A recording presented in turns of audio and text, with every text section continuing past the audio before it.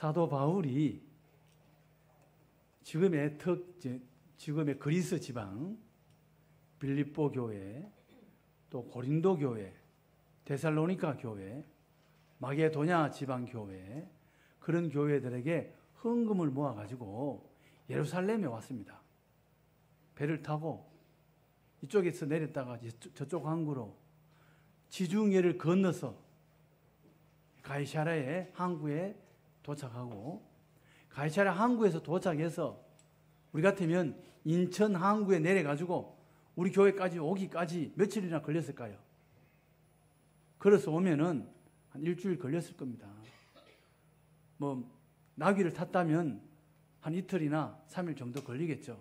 그래서 헌금 모아온 헌금하고 또 헌금 유언들하고 같이 예루살렘에 들어왔습니다. 오늘 본문의 이야기가 그 이야기입니다. 예루살렘에 들어왔는데 17절에 뭐라고 이야기하느냐 하면은, 예루살렘에 이르니 형제들이 우리를 기꺼이 영접하거늘. 형제들이 기꺼이 영접했다. 형제들이 반갑게 맞이했다, 이런 이야기예요. 형제들이라는 사람들은 어떤 사람들이냐? 굉장히 가까운 사람들을 이야기하는 거예요. 바울이 어떻게 사역을 하며 하나님의 일을 어떻게 감당했는지를 잘 아는 사람들을 말합니다. 그 사람들이 반갑게 맞이하는 게 당연한 거 아닙니까? 지금 당연한 이야기를 성경에 왜 기록했을까요? 여기에 이유가 있는 겁니다. 어떤 사람들은 당연히 기뻐하고 반가워하고 잘 영접하는데, 반면에 다른 사람들은 만약에 예루살렘이 전부 다 100%라면 한 10%는 굉장히 반갑게 맞이하는데 90%는요 바울에 대해서 떨떠름하게 생각한다, 이 말이에요. 떨떠름하다는 이 말이 사투리 아닙니다. 예? 저는 사투리를 안 써요. 사투리하고는 관계가 없어요. 떨떠름하다는 말은 이 표준말입니다. 석 내키지 않다, 이런 뜻이에요. 좀 더 편하게 표현한다면 단감 아시죠? 단감을 노랗게 익은 단감을 딱 깨물었는데 한 입 딱 뱉어요. 딱 씹는데 단맛도 나고 떫은 맛도 나. 이거 뱉을 수도 없고 씹어서 삼키는데 좀 떫은 맛이 많아. 이게 뭐예요? 떨떠름이에요.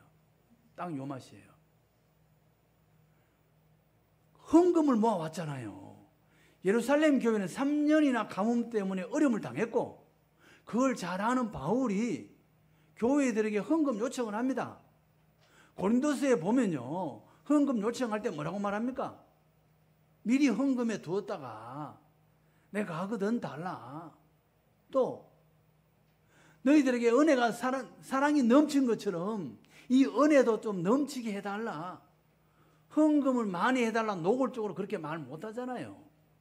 그래서 너희들이 받은 은혜가 넘친 것 같이 사랑에도 넘치게 해달라. 그래서 애둘러서 표현하기도 하고, 그래서 사람들에게 헌금, 여러 개 빌립보 교회, 데살로니가 교회, 그 가난한 가운데서도 너희들이 넘치게 했다, 그런 말을 해요. 그 헌금을 모아가지고 또 헌금을 많이 이동하려고 하면 애로사항이 많잖아요. 강도를 당할 수도 있고.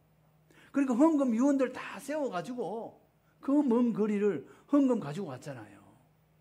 그러면 예루살렘 교회에서 반갑다, 고맙다, 그래야 되는 거 아니에요?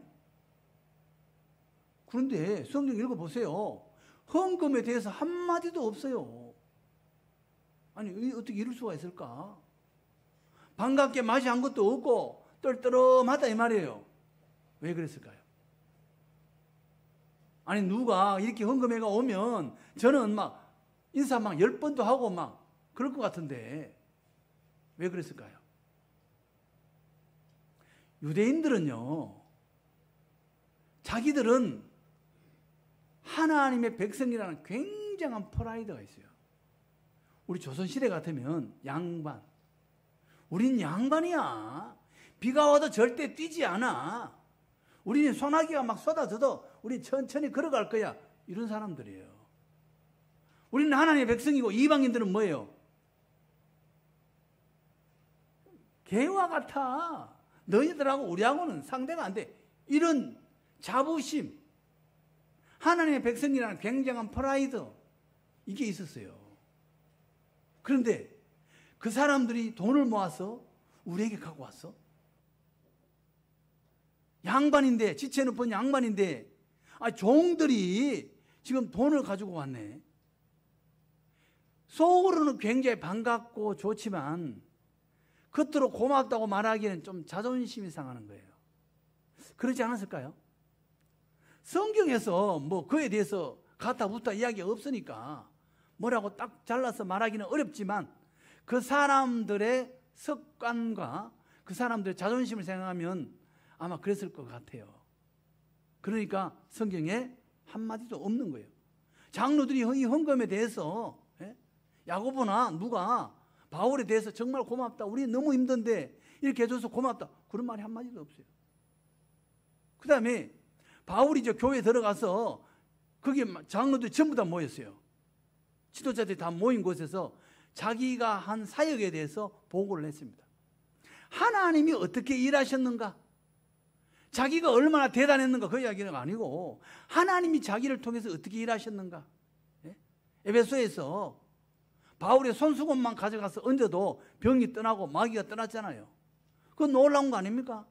그 자기가 했다는 게 아니고 하나님이 하셨다. 그러니까 그 이야기는 반응이 있어요. 뭐라고 이야기합니까? 그들이 듣고 하나님께 영광을 돌리고, 여기에 대해서는 하나님이 하신 일에 대해서는 하나님께 영광을 돌렸어요. 반응을 합니다. 대단하다, 하나님이 하셨구나, 하나님께 영광을 돌렸어요. 바울이 잘한 거는 짧고 바울의 문제에 대해서는 아주 길게 이야기합니다. 뭐라고 이야기하느냐, 20절에 유대인 형제여, 그대도 보는 바에 유대인 중에 믿는 자는 수만 명이 있으니 다 율법의 열성을 가진 자라. 예루살렘에 유대인으로서 예수 믿는 사람들이 수만 명 있다는 거예요. 그러면서 내가 이방에 있는 모든 유대인을 가르치되, 바울이 이방에 있는 유대인을 가르쳤는데 모세를 배반하고 아들들에게 할례를 행하지 말고 또 관습을 지키지 말라 한다 함을 그들이 들었도다. 이 말을 한 사람은 누굴까요? 바울이 회당에서 예수를 전했죠. 그랬을 때 바울을 죽이려고 한 사람들이 있었습니다. 그 사람들이 예루살렘에 와가지고 소문을 막 냈겠죠. 바울은 모세를 배반하라고 가르친다, 우리의 율법을 가르치지 말라, 할례도 행하지 말라, 이렇게 가르친다, 바울을 죽여야 된다, 이런 식으로 말을 했겠죠. 모함을 한 겁니다. 그러면서 이런 말을 했다, 바울 보고 이야기를 합니다. 바울이 할례를 하지 말라고 가르쳤나요? 사도행전 16장에 보면요, 디모데에게, 사도행전 16장 디모데에게 유대인들 때문에 할례를 행하니, 유대인들 때문에 디모데를 할례를 행했다고 이야기하고 있어요. 할례가 이야기가 여러분 어디에 나옵니까? 할례는 창세기 17장에 처음 나옵니다. 처음 나오는데 거기 보면요, 아브라함이 99세 때 여호와께서 아브라함에게 나타나서 그에게 이르시되 나는 전능한 하나님이라, 너는 내 앞에서 행하여 완전하라. 이 말은요, 완전하라 이 말은 뭐예요? 너 똑바로 해. 하나님께서 나무라는 거예요. 86세 때 이스마엘을 낳았습니다. 이스마엘을 낳고 13년 이후에 99세 때에 하나님이 나타나신 거예요. 나타나서 처음 하시는 말씀이 나는 전능한 하나님이라, 너 똑바로 해. 한 나무라시는 거예요. 그러면서 하시는 말씀이 뭐예요? 할례를 행하라, 표피를 잘라라, 이 말이에요. 이스마엘은요, 인간적인 아들이다 이 말이에요. 하나님이 원하는 자손이 아니다 이 말이에요. 언약의 자손이 아니에요. 너 마음대로 낳은 자식. 표피를 자르고 난 아들은 누구예요? 이삭이죠. 내년 이맘때 아들을 낳으리라 말씀하시잖아요. 표피를 자르고 피를 흘린 아들. 이 아들은 영적인 아들이고 하나님의 대를 이어가는 아들이에요. 다시 말하면 이걸 오늘날 신약식으로 설명한다면요, 예수 없이 사는 사람은 뭐예요? 이거 인간적인 아들이에요. 하나님의 백성이 아니에요. 예수 안에 사는 백성은 뭐예요? 이거 영적인 아들이고 영적인 백성이에요. 천국 갈 백성인 줄로 믿습니다. 그 예수 안에 있는 사람이 중요하다 이 말이에요. 예수 없는 사람은 하나님 앞에 가치 없다 이 말이에요. 예수 믿어야 구원받고 예수 안에 살아야 천국이 주어지고 영적인 자손이고 하나님의 백성이다, 그 말입니다. 그 예수 믿는 사람은 할례 받아야 돼요, 안 받아야 돼요? 할례하고 상관이 없어요. 갈라디아서 6장 15절에 뭐라고 말합니까? 할례나 무할례가 아무것도 아니로되 오직 새로 지으심을 받은 것이 중요하니라. 예수 믿는 게 중요하다 이 말이에요. 예수 믿는 사람은 할례를 받든지 안 받든지 아무 상관없다. 중요한 것은 예수를 믿느냐 안 믿느냐, 이것이 중요하다 이 말이에요. 그러면 율법은 다 필요 없습니까?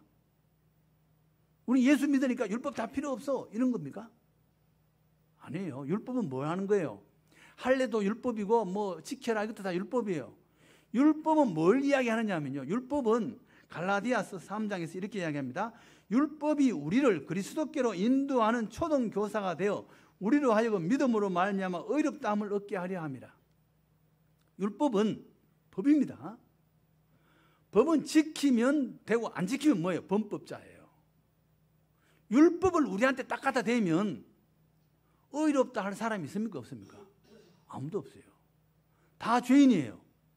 그 율법이 하는 게 뭐예요? 당신 죄인이니까 누구에게로 가라는 거예요? 예수에게로 가라. 초등 교사다 이 말이에요. 예수님에게로 인도하는 교사다. 그 예수에게 가서 우리는 죄사함 받고 용서받고 구원받는다 그 말이에요. 우리는 예수 안에 사는 사람들이에요. 예수 안에 사는 사람. 그러니까 우리 구약 성경에 율법을 뭐 고기를 이거 먹어라 먹지 마라 지킬 필요가 있어요 없어요? 상관이 없어요. 할례를 받든 안 받든 우리는 예수 안에서 자유하는 줄로 믿습니다. 예수 안에서 자유한다. 이게 맞는 거예요. 바울이 가르친 게 잘못된 게 없어요. 바울이 옳아요. 그런데 이 사람들은 바울이 잘못했다, 그런 소문을 들었다 그러면서 뭐라고 말하느냐 하면은 여기에 결례를 행해야 될 4명이 있다. 이 결례가 뭐냐면요, 민수기 6장에 나오는 나실인 법이에요. 나실인은 머리를 깎지 않습니다. 나실인이 뭐냐면은 내가 5년 동안 하나님을 섬기겠습니다.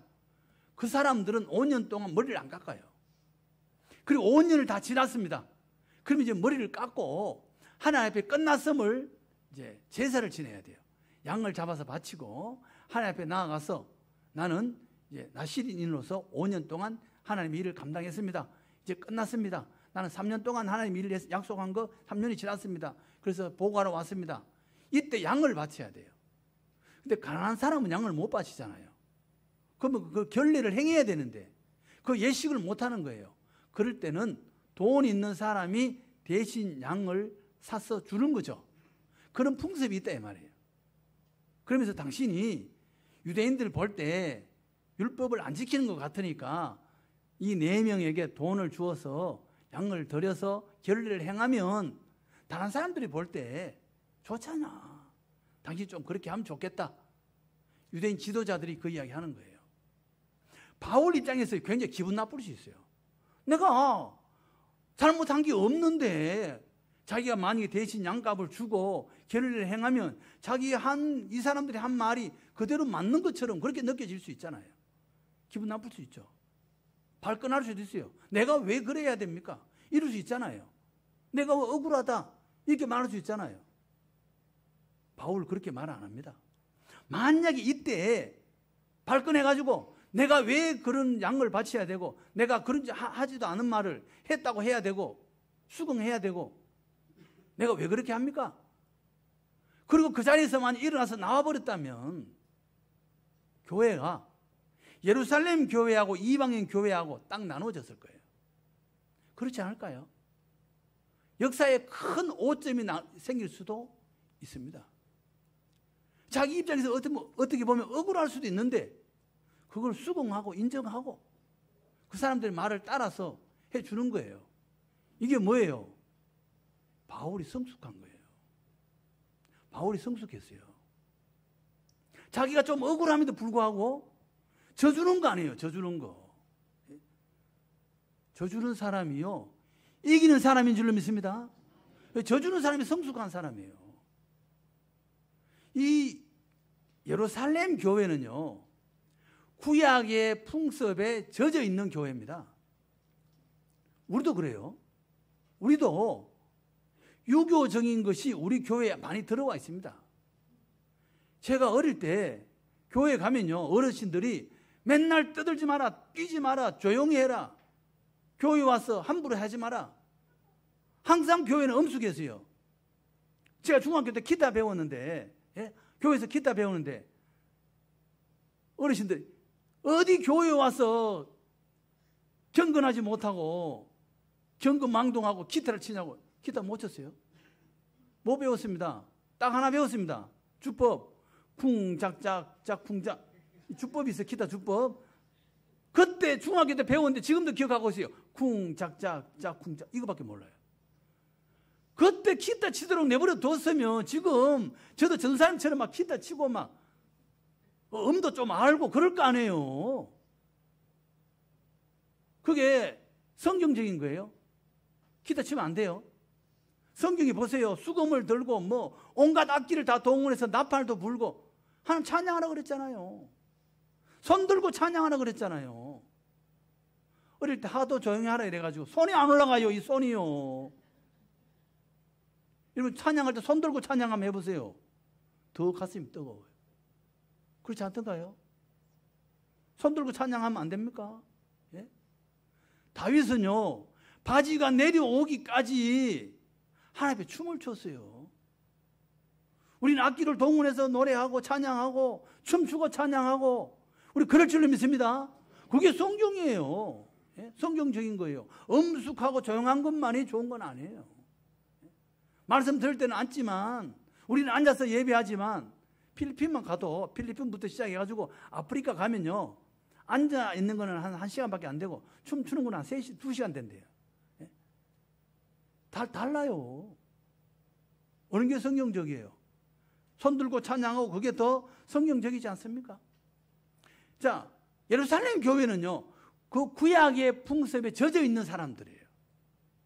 바울이 그걸 이해를 해주는 거예요. 그 사람들은 아직 율법에서 완전히 자유하지 못했어요. 우리가 유교적인 것이 우리에게 들어와 있는 것처럼 당연히 그럴 수밖에 없죠. 근데 바울은요, 그걸 인정합니다. 그럴 수 있다. 그 이해를 해주는 거죠. 이해를. 그리고 어떻게 해요? 나 억울하다 이게 아니고 그 사람들 말에 응해가지고 성전에 들어가서 양값을 대신 내주고 제사도 지내고 그런 거예요. 예수로만 우리는 충분합니다. 그런데 바울은 제사도 지내주고 그게 협력하는 거예요. 왜?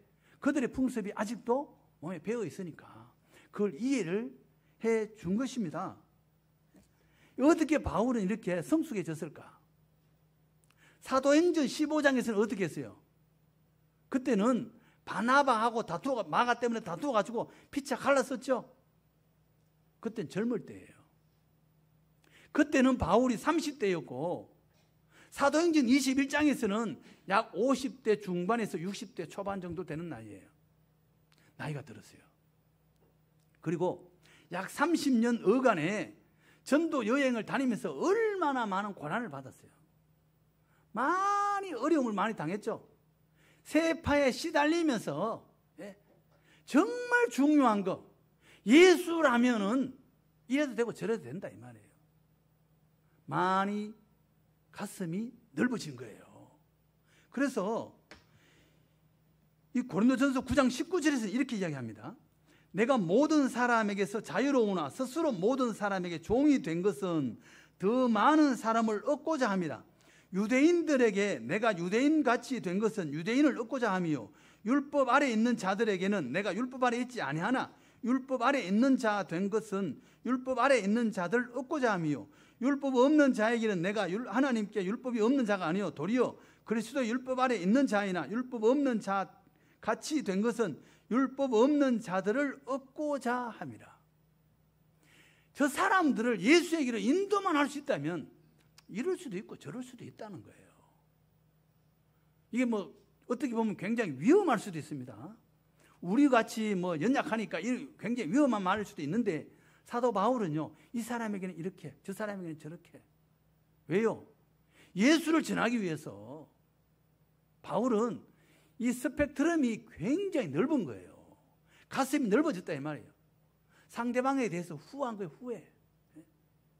이럴 수도 있고 저럴 수도 있지. 예수만 잘 믿으면 그걸로 족한 거지. 좀 부족하면 어떻고 모자라면 어때? 가슴이 굉장히 넓어진 거예요. 왜요? 자기도 살아보니까 이런 사람 만나고 저런 사람 만나고 얼마나 고통받았겠어요. 그런 세파를 겪으면서 가슴이 넓어진 거예요. 우리가 연륜이 깊어지면 깊어질수록 넓어질 줄로 믿습니다. 제가요, 그걸 체험을 어디서 하느냐. 우리 교회 주차장에 많은 사람들이 주차를 합니다. 이런 사람 저런 사람 다 있어요. 교회에 붙여놨어요. 공회전 하지 마라. 그 다음에 사람 안에 있지 마라. 이유가 있어요. 어떤 부부가 교회 와가지고 공회전 하면 차 틀어놓고, 예? 둘이서 부부서 차 안에서 싸우더라고. 난리야, 막 사태치라고. 아니, 왜 하필 교회 마당에 와서 그러냐고. 아니, 자기는 집에서 하든가. 아니, 차 시동이나 끌고 하든가. 시동까지 켜놓고 둘이서 막 난리야. 뭐라 하기도 그렇고, 이거 참 난감하더라고요. 예? 그런 사람도 있고요. 이런 사람, 저런 사람, 뭐, 데이트족도 와요, 또 짜증나요. 나 참, 또 그것도 곤란해요. 그래서 제가 사람을 상대를 해보니까 누가 제일 좋으냐. 연세 든 분들이 좋아요. 연세 든 분들은 한마디 하면 딱 알아들어요.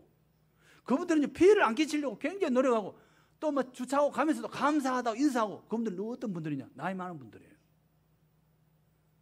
연세 드신 분들이 뭐 아는구나. 편해요. 젊은 사람들은 머리 아파요. 상대하기 힘들어요. 까다롭고요. 막 도리어 큰 소리 치는 사람도 있고 막 그래요. 주차 좀 하고 가는데 뭐 이러면서 그런 사람도 있고. 제가 뭐 신경은 안 씁니다만은 연세 든 분들이 좋더라. 편해. 마음이 넓어요, 이분들이요. 예? 왜 그랬을까? 세상 세파에 많이 시달려 본 거야.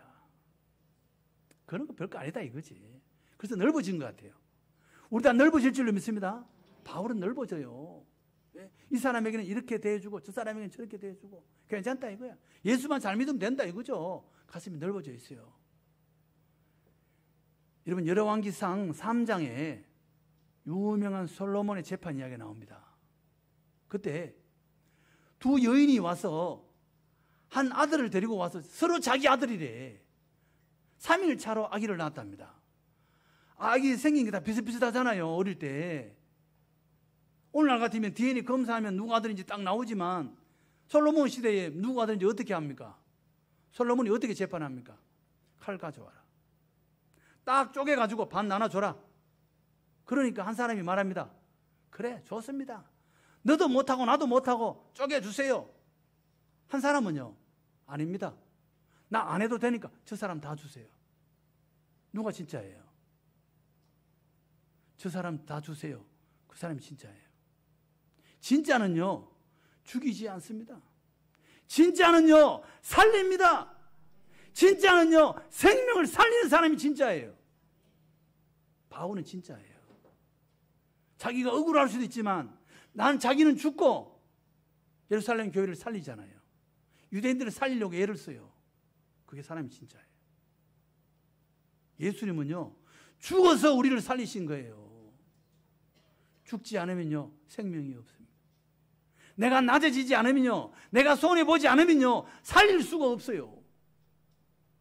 낮아질 때 사는 역사가 있을 줄로 믿습니다. 진짜는 살리고 진짜는 주님을 닮아갈 겁니다.